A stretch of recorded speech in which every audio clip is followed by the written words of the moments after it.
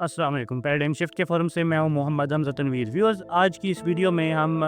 Reason में होने वाली जो नई एस्केलेशन है इसराइल और ईरान के दरमियान जो एक वॉर चल रही है उसको डिस्कस करेंगे। व्यूअर्स, अगर बात करें इसराइल ईरान वॉर की तो आप सभी को इस बात का इल्म है कि ये राइवलरी कोई नहीं है और कोई नया तनाज़ा इनके दरमियान नहीं है, बल्कि ये हिस्टोरिक एक राइवलरी है जो ज़ियोनिस्ट स्टेट के साथ, जो इसराइल के साथ और सिहोनियत के साथ आलम इस्लाम की जंग है, ये उसी की एक नई कड़ी है। और आपको पता है कि कुछ अर्सा पहले भी इसराइल ने ईरान पे अटैक्स किए थे, जिसकी रिटेलिएशन में ईरान ने भी इसराइल पे कुछ अटैक्स किए थे, लेकिन वो अटैक्स इस किस्म के नहीं थे कि जिसकी वजह से मज़ीद एस्केलेशन बढ़े। लेकिन अगर हम आज के दौर की बात करें तो इसराइल ने ईरान की न्यूक्लियर एसिड्स को और जितने भी की मिलिट्री इंफ्रास्ट्रक्चर है, उसके अलावा जो टॉप मिलिट्री लीडरशिप है, उसको टारगेट किया और उसके नतीजे में दोनों ही कंट्रीज़ के दरमियान एक शदीद तनाव देखने को मिला। और उसके बाद ईरान ने भी इसराइल पे बहुत ज़बरदस्त किस्म के बैलिस्टिक मिसाइल से अटैक किए, जिसकी वजह से इसराइल में तेल अवीव में, गलीली में और इसके अलावा हाइफा पोर्ट पे शदीद किस्म का नुकसान पहुंचा है इसराइल को। और इवन कुछ ऑयल रिफाइनरीज इसराइल की भी तबाह हुई हैं, और इसके साथ साथ तेहरान में और ईरान की भी ऑयल रिफाइनरीज और इसके साथ साथ जो न्यूक्लियर फैसिलिटीज़ हैं उनकी डिस्ट्रक्शंस की रिपोर्ट्स भी आई हैं।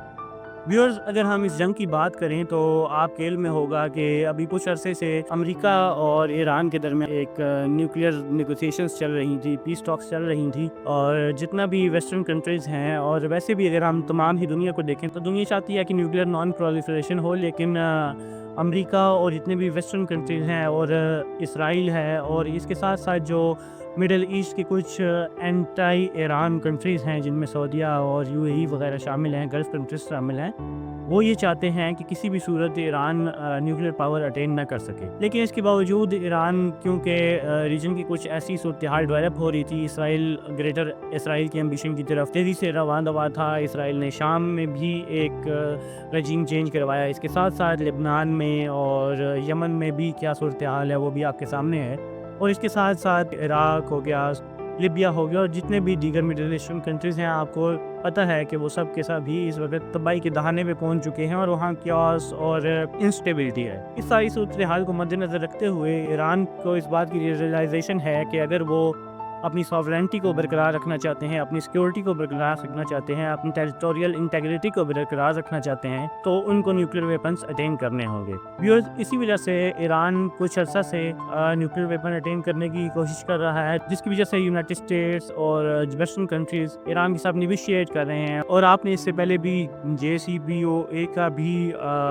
एक एपिसोड देखा था जब ट्रंप की पिछली गवर्नमेंट थी तब, और अब जब उनकी सेकंड टेन्योर है प्रेसिडेंट ट्रंप का, तो इसमें उन्होंने एक नई निगोशिएशंस का आगाज़ किया ईरान के साथ। लेकिन अगर देखा जाए तो ये निगोशिएशन जो अभी US और ईरान के दरमियान थी, ये ऐसा लगता है कि बिल्कुल शैम निगोशिएशंस थी। और यूनाइटेड स्टेट्स का भी अल्टीमेट गोल यही था कि ईरान पे अटैक किया जाए, और वो बार बार ईरान को धमकाते भी रहे कि इसराइल आप पे अटैक कर देगा अगर आपने न्यूक्लियर नॉन प्रोलिफरेशन की तरफ नहीं जाते, अगर आप हमारे साथ डील साइन नहीं करते कि आप न्यूक्लियर पावर अटेन नहीं करेंगे। लेकिन दूसरी तरफ अगर देखा जाए तो ईरान का ये मौक़िफ़ था, वो ये चाहता था कि यूनाइटेड स्टेट्स उसको गारंटी फराहम करे कि इसराइल ईरान पे अटैक नहीं करेगा। इस सारी सूरत हाल में यूनाइटेड स्टेट्स ने इस तरह की कोई भी एश्योरेंस ईरान को नहीं दी, जिसकी वजह से दोनों कंट्रीज़ के दरमियान वो डील सक्सेसफुल नहीं हो पाई। और अभी उस निगोशिएशन के और उस पीस टॉक के कुछ एपिसोड्स बाकी थे कि इसराइल ने ईरान की न्यूक्लियर फैसिलिटीज़ पे अटैक कर दिया। व्यूअर्स, ये सारी सूरत-ए-हाल हमें ये बताती है कि यूनाइटेड स्टेट्स भी इसमें इन्वॉल्व था, और यूनाइटेड स्टेट्स की ये जो निगोशिएशंस थी, ये सिर्फ एक शैम किस्म की निगोशिएशंस थी, और यूनाइटेड स्टेट्स कभी भी नहीं चाहता था कि वो सीरियसली ईरान के साथ कोई डील करे। अगर हम ब्रोकिंग इंस्टीट्यूट के 2009 के एक पब्लिश होने वाली रिपोर्ट को भी देखें तो वो भी यही कहती है कि यूनाइटेड स्टेट्स का बहुत पुराना ये एजेंडा है कि वो ईरान पे इसराइल से अटैक करवाए, अपनी जो मिडिल ईस्टर्न प्रॉक्सी है उनकी, इसराइल उससे अटैक करवाए, ताकि वो मिडिल ईस्ट में अपना इन्फ्लुएंस बरकरार रख सकें, बल्कि उसको इंक्रीज़ कर सकें। अगर आप आज की दुनिया को देखें तो आज की दुनिया में आपको रियलाइज़ होगा दुनिया तेज़ी से इंस्टेबिलिटी की तरफ जा रही है, और दुनिया में जो दो ग्रुप्स हैं, दो ब्लॉक्स हैं, वो तेज़ी से बनते जा रहे हैं, जिनमें एक ईस्टर्न ब्लॉक है और एक वेस्टर्न ब्लॉक है। और मिडिल ईस्ट जो है ये एक थिएटर है दोनों ही بلاکس کے کمپٹیشن کا، ان کی رائیولری کا، اور ایران بھی اسی کی ایک کڑی ہے. پھر اگر بات کی جائے تو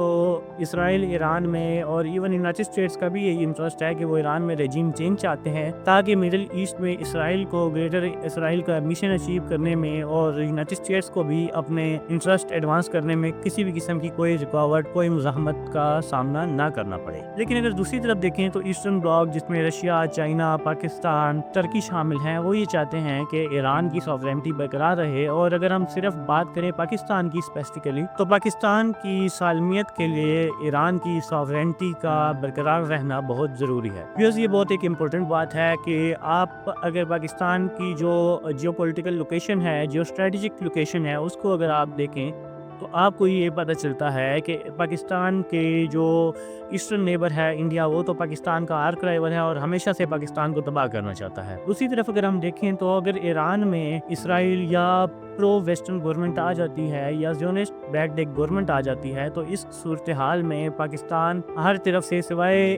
چائنا کے وارڈ کے علاوہ ہر طرف سے ہی مشکلات میں گھرا ہوگا. اور ایران سے پرو ویسٹرن جتنی بھی پاورز ہوں گی اور اسرائیل کی جو پراکسی گورنمنٹ ہوگی اور دوسری طرف انڈیا ہوگا، یہ دونوں مل کے پاکستان کی سوورینٹی کے لیے ایک شدید قسم کا خطرہ اور چیلنج کھڑا کر سکتے ہیں. اسی وجہ سے پاکستان اس جنگ میں ایران کی ایک ان ایکویوکل قسم کی سپورٹ کر رہا ہے. اور پاکستان کا یہ موقف ہے کہ اسرائیل کے جو اٹیکس ہیں ایران پہ، یہ ایک ٹیررسٹ اٹیکس ہیں. پاکستان ان کو ٹیررسٹ اٹیک لیبل کیا ہے. اگر آپ پاکستان کے نیوز چینلز کو بھی دیکھیں ویورز تو اس میں بھی آپ کو دیکھنے کو ملتا ہے کہ پاکستان کے تمام ہی چینلز یہ رپورٹ کر رہے ہیں کہ اسرائیل نے جو اٹیکس کی ہیں وہ دہشت گرد اٹیک ہیں. اگر آپ پاکستان کی کسی بھی چینل کی ہیڈ لائن دیکھیں گے تو وہاں پہ جب اسرائیل کے اٹیک کی بات ہوتی ہے تو کہا جاتا ہے اسرائیل کے دہشت گردانہ اٹیکس. تو اس سے یہ ثابت ہوتا ہے کہ پاکستان کا جو آفیشیل ورژن ہے وہ یہ ہے کہ وہ اسرائیل کے اٹیکس کو ٹیررزم کنسیڈر کرتا ہے. اس کے علاوہ viewers recently United nation security council کی ایک میٹنگ ہوئی جس میں پاکستان، چائنا، رشیا، الجیریا، ترکی اور ایون سعودی عربیہ اور دیگر جتنے بھی مسلمان ممالک ہیں ان سب نے بھی ایران کو سپورٹ کیا. لیکن سب سے انٹرسٹنگ جو بات ہے وہ یہ ہے کہ ایران نے اس میٹنگ میں اسپیسیفکلی 4 کنٹریز کا شکریہ ادا کیا جن میں پاکستان، رشیا، چائنا اور الجیریا شامل ہیں. اس کی سب سے بڑی وجہ یہ ہے کہ کچھ انکنفرم قسم کی رپورٹس ہیں. آبویسلی ہمارے پاس کوئی اس کا ایویڈنس نہیں ہے، لیکن رومرز سوشل میڈیا پہ گردش کر رہے ہیں اور کسی حد تک اس میں سچائی ہو بھی سکتی ہے کہ پاکستان انٹیلیجنس شیئرنگ کر رہا ہے ایران کے ساتھ، اور اس کے ساتھ ساتھ اور بھی ڈپلومیٹک سپورٹ تو سبھی کو پتا ہے کہ پاکستان ایران کی کر رہا ہے. اگر دیکھا جائے کہ اسرائیل اور ایران کی درمیان ہونے والی اس جنگ میں اگر اسرائیل کسی حد تک کامیاب ہو جاتا ہے، ایران میں ایک رجیم چینج ہو جاتا ہے، تو یہ چائنا اور رشیا کے لیے بھی بہت بڑا خطرہ ہے. وہ ایسے کہ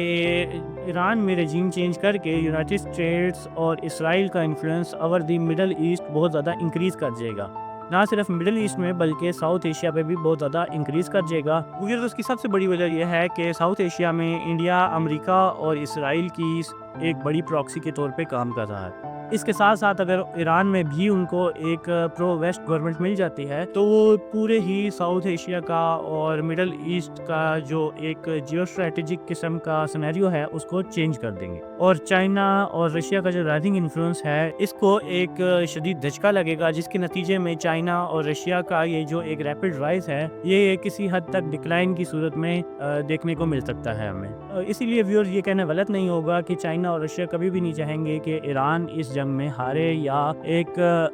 پرو ویسٹ رجیم ایران میں انسٹال ہو جائے. ویورز اس کے ساتھ ساتھ اگر ہم دیکھیں تو کچھ ایسی انکنفرم قسم کی رپورٹس بھی آ رہی ہیں جن میں یہ کہا جا رہا ہے